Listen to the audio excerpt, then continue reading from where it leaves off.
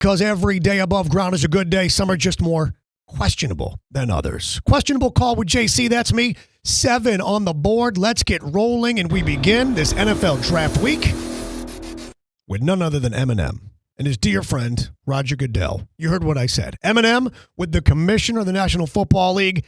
This is what the league put out to promote the draft beginning this week on ESPN. I'm Eminem. This is Roger Goodell. And we are so fired up this year for the NFL draft. Live from the D. You could just say Detroit. That's what I said. No, you said the D. Detroit. Am I being punked? The D. Question, win or loss for the National Football League? This is a dub. This is a huge dub. The commissioner of the National Football League is being self-deprecating. He's mocking himself. Eminem is participating. He's the de facto host, if you will, of this week's festivities. And by the way, is there any commissioner that gets booed more and more loudly by the fans and everyone than the commissioner, Roger Goodell? No. In fact, most commissioners do. Dana White, possibly the only commissioner that does not get booed by his people. This is a preemptive measure. Do not be fooled. This is the commissioner saying, how do I be self-deprecating and likable and relatable and goofy so when I show up in Detroit, they don't boo me, they don't mock me, they don't mercilessly own me, which is going to happen, let's be honest, anyways. Shout out Eminem for playing along. Problem is, it does come off a little bit D, Dallas, Detroit. Some people may take it like commissioner doesn't even know what the D is, meaning Dallas versus Detroit, meaning the other way. Regardless, huge W for the NFL. And shout out Eminem. Although the beard dye, it's a little, Marshall, a little heavy on the beard dye. You're 50 years old now, bro. It's okay. A little silver works out just fine. A little salt in your pepper works just fine. Let's move on now. Let's roll number 6 on the countdown. And it comes to us from Jacksonville Jaguar General Manager Trent Baalke. Listen, literally listen. I want you to listen closely to what it is that you hear. And I want you to notice the mannerisms of the GM when it appears in a media press conference that he actually passes gas and acknowledges it. Listen close. Still got a couple of days going through. Coach and I haven't sat down and gone through the final board yet. So what we got is a dude who paused and then said, excuse me, didn't keep talking. Watch it one more time. Still got a couple of days going through. Coach and I haven't sat down and gone through the final board yet. Question, what should he have done? It's simple. Not acknowledge it. Number 1, plausible deniability, my friends. If, in fact, you have to pass win, don't ever stop what you are doing. Keep doing. Don't stop if you're walking. Don't lift up off the chair. Especially don't stop talking in a press conference. And do not say, excuse me, because that's owning it. That's an admission of guilt. What he should have done is just kept rolling because then you can claim it's anything you want. But in this case, there's no denying the fact that the general manager of the Jacksonville Jaguars, while talking to the media, decided to let one rip and apologize for it in real time. If only he could make it sound like Duval, then maybe you get a pass. Let's roll on to number 5, presented by St. Lucie Battery and Tire, SLBT.com, the home of honest, reliable service since 1970. John Sterling, 85 years of age, retiring from the Yankees.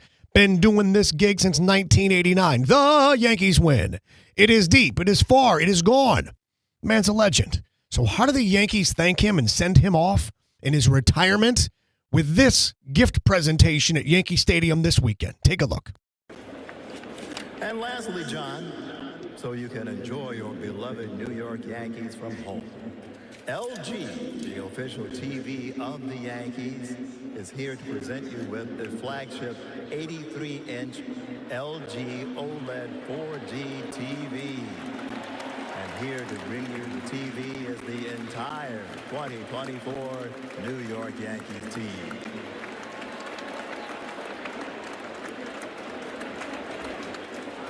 He's not sure. He's literally not sure if this is a joke. He's not sure. I want you to take a look one more time at the beginning of this video. I want you to take a look in the bottom right-hand corner, the woman on the side of the dugout. And I want you to take a quick peek at her reaction when she sees a giant television being brought out for this man at 85 years of age, who, by the way, will live longer than the warranty on this TV, likely not. Not trying to jinx anybody. A man who devoted 35 years of his professional career to the New York Yankees. Just take a look and you tell me if she doesn't think this is a joke. Take a peek. And lastly, John, Bottom, right-hand corner, dugout. Take a look at this young lady. She sees the TV. She turns around. She's in the white blouse. And then she reacts to say, are you kidding? She thinks it's a joke. Okay, that's good. Back to me. Thank you. Yeah. Question. Did the Yankees get this right or did the Yankees get this wrong? Well, here's why it's wrong. LG, I did a little research. They do an 85-inch TV. He's 85. It's $899 from an electronic store that's very common to most of us. I'm not sure that they thought this was real. I'm not sure that he thought that was really the going away gift. The Yankees are doing what they are doing for their partner, LG. This is a promotional moment, but there's not a rocking chair. It's a dude with a giant TV as a thank you for retiring for your 3.5 decades of service in the middle of the season. Now, a lot of us would love to have the TV. Don't get me wrong. It's a great gift. But is that what the Yankees want to be doing? It almost comes off like a game show, right? Like it's The Price is Right. Because you're hearing the PA man talk about, our partner and LG and our great. It's blatant product placement. And nobody likes blatant product placement. Nobody likes to be sold and told. But if you do need batteries for all your vehicles or brakes, of course, slbt.com. Home of honest, reliable service since 1970. My people at St. Lucie Battery and Tire. It was a little shameless plug. We roll on to number 4 on the countdown. And it comes to us courtesy of Big Perk and Michael Wilbon. We expected better from you fellas. We thought more of you fellas. Our Miami Heat faithful are insulted, and quite possibly you'll understand why. Take a look at what these gentlemen said in regard to the Heat and their crowd on Friday against the Chicago Bulls on the game they needed to win to get into the playoffs. Here they are on the NBA countdown. A close game. It's one to go home. I'm just a little disappointed in the fan base of the Miami Heat. It's too many open seats in there. That's not a great fan base at all. Yeah, but it hadn't been. I have to imagine that the Boston Celtics, Stephen A. That's not a great fan base, first of all. They are front-runner fans, is what they said. And that's not young Perk, who's new to the world of media. That is the Hall of Famer Michael Wilbon, who is questioning you, the Miami Heat faithful. Listen, it's Miami. People arrive late. Traffic sucks. Getting in is difficult. There's a lot going on. There's a few things I've learned in life from being a part of events, charitable, social, sporting. The more expensive the ticket, the more entitled the ticket holder feels. The more expensive the ticket, the later they will arrive, the earlier they will leave, and the less they will pay attention. In Oklahoma City, they're locked in. But in Miami, obviously, there's a lot to do. It's tougher to get in. There's a lot to see. Got to be in the lounge. When I would be with the UFC in small towns like Rochester, New York, everyone's in their seats before the first fight. And then I go to UFC in Las Vegas or even Miami, and, well, they arrive a little later. They take their time getting settled because, again, the correlation is the cost of the ticket, the entitlement of its owner. The excitement and energy of the city, there's a lot going on, like Miami. The later they will arrive and the sooner they will leave. The question remains, are they right or wrong about Miami Heat fans? Sad truth is, they're not terribly wrong. Miami Heat games are an event. Fans aren't always there through good times and bads and haven't been. It's more of a case of who's there and who's on the floor and Celebrity Row, and they're not entirely wrong. There's two fan bases for the Miami Heat. The one that watch all the games at home and the ones that are fortunate enough to have the expensive tickets to be there in person. So, not entirely wrong, as much as we wish that not to be the case. Let's roll on to number 3 in the countdown. Questionable call with JC. And number 3 presented by Celsius, Essential Energy Drinks. Essential Energy, live fit. Celsius, go good right about now. Right about now. Number 3 comes to us from the Miami Heat at the Boston Celtics and the halftime show. Take a look at the world-famous Red Panda. She on the screen right now, doing her act that is world-renowned. This is video shot, actually, of the scoreboard, not of her. Look at the amazement on the face of the Boston Celtic mascot. This is a woman in her early 50s, wearing heels. She's on a 7-foot-high unicycle. It's a stack of bowls on her head, and 1, 2, 3, 4, 5 on her right foot, and that's unbelievable. She just never misses. She just never misses. Thank you very much. Red Panda is a legend. Some are calling for her to be inducted into the NBA and Pro Basketball Hall of Fame. The question is, are you in or are you out on Red Panda? How can you be out? It's a woman in heels, in a dress, on a unicycle that is 7 feet off the ground with bowls on her foot and bowls on her head. And she kicks the bowls from her foot and makes them go on her head. This is legendary stuff. I don't know how you learn you can do this. I don't know how you develop that skill. I mean, obviously you practice. But what makes you think, what would be fun? Be entertaining? And then what makes you think that you'd be good at it? She's the best in the world. This is the greatest halftime in all sports. Forget bringing out some washed rock star from the 90s to sing 3 songs. There is nothing in the world like Red Panda on a 7-foot unicycle and a bunch of bowls. And by the way, Google it. Check it out here on YouTube. She misses sometimes. Sometimes the balls do hit the floor and crash. And they got to bring out the big broom because, there's pieces. Got to play a second half of a basketball game. We roll on to number 2 in the countdown.